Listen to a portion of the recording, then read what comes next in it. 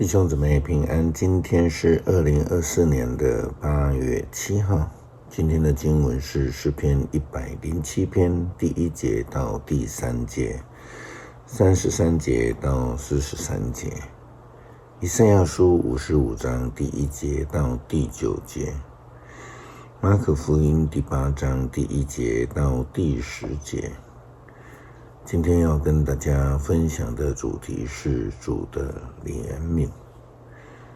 因为主有怜悯慈爱，因此他就赐下救恩。因为他的大爱，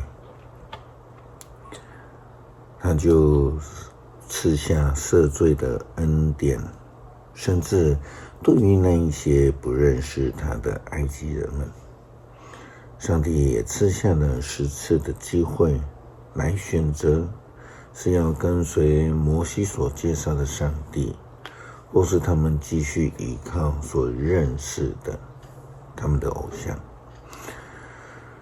圣经约翰福音3章这样的告诉我们，上帝深爱世上的人，甚至将他的独生爱子赐给他们，叫一切信他的人不至灭亡，反得永生。以赛亚先知说到上帝要施怜悯，这与先知的职责有关系吗？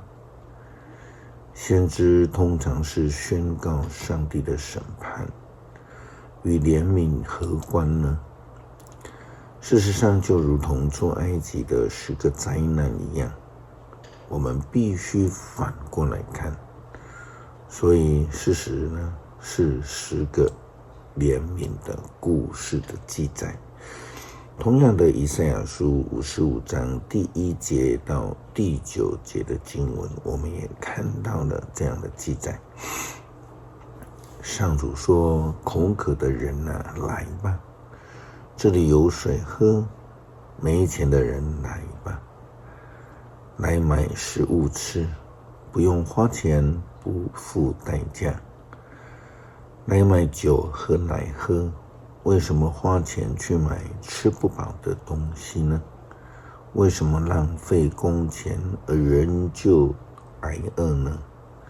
听我的话，照我的吩咐去做，你就能享受最好的食物，使你心灵获得饱足。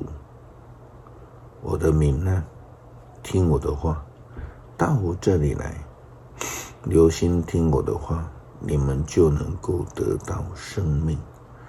我要与你们立永远的约，应许给大卫的慈爱赐给你们。我使他做万国的领袖和元首，借着他向他们彰显我的能力。现在你要召集列国，他们从前不认识你，现在都要投靠你。我上主你们的上帝要成就这事，以色列神圣的上帝要赐给你荣耀。趁着上主可寻找的时候寻找他，趁着上主靠近的时候要求告他。邪恶的人要离弃邪恶的道路，犯罪的人要回心转意，他们要转向上主，好承受他的怜悯。他们要归向上帝，好蒙受他的宽赦。上主说：我的意念不是你们的意念，我的道路不是你们的道路。正如天高过地，我的道路也高过你们的道路，我的意念高过你们的意念。我们很难明白这样的说法，但就如同先知书所说的，上帝的意念不是人的意念。我们若不归向他，转向他的话，又如何能够明白了解他呢？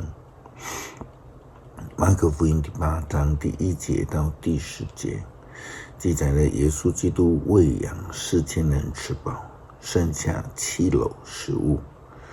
根据圣经学家、考古学家，他们认为这个指的是外邦的福音。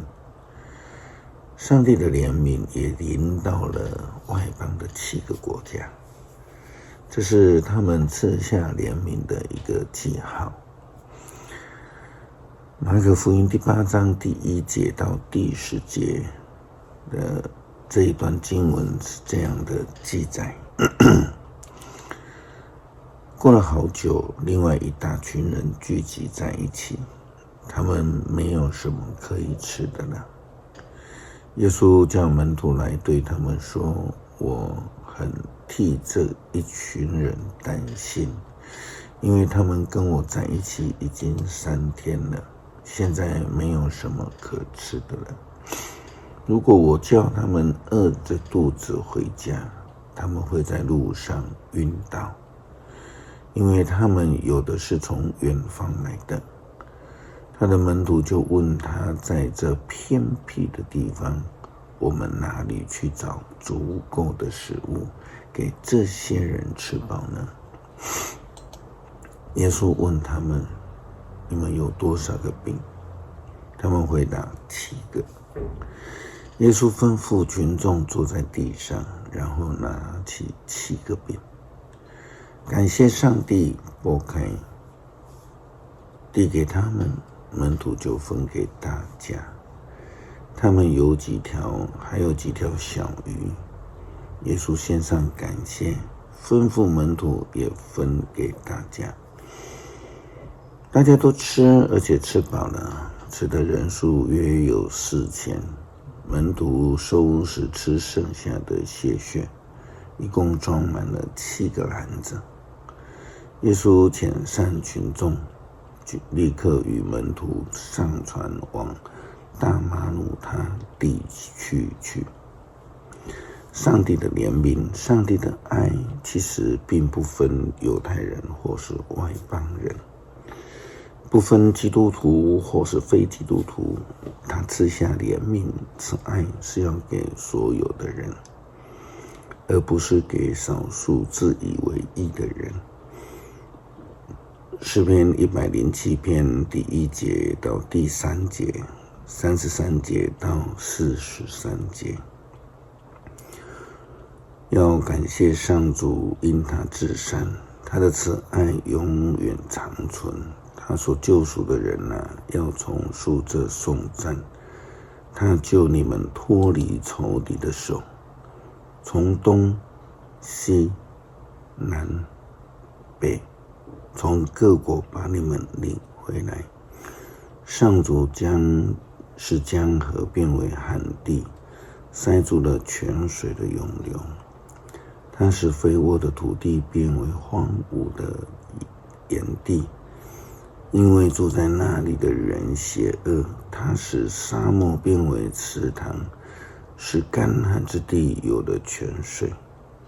他使饥饿的人定居在那里，建造了一座可居住的城邑。他们播种田地，栽种葡萄，得到了丰盛的收获。他赐福给他的子民，使他们子孙众多。他使他们的牲畜有增无减。以后由于欺压和灾难，上帝的子民在受打击，受凌辱。上帝惩罚欺压他们的人，使他们迷失在人烟绝迹的旷野。但他们拯救穷苦人脱离困苦，使他们的家族和羊群繁盛。正直的人看见了都高兴，邪恶的人却哑口无言。愿明智的人详察这些事，愿他们体验到上主不变的爱。感谢上帝的恩典，使我们能够得到上帝的怜悯与慈爱，领受属天的救恩。求主帮助我们能够谦卑的追求真理道路，领受永恒的救恩，也求主让我们成为上帝赐怜悯、施救恩的器皿与同工。感谢祷告，奉主耶稣基督圣名求，阿们。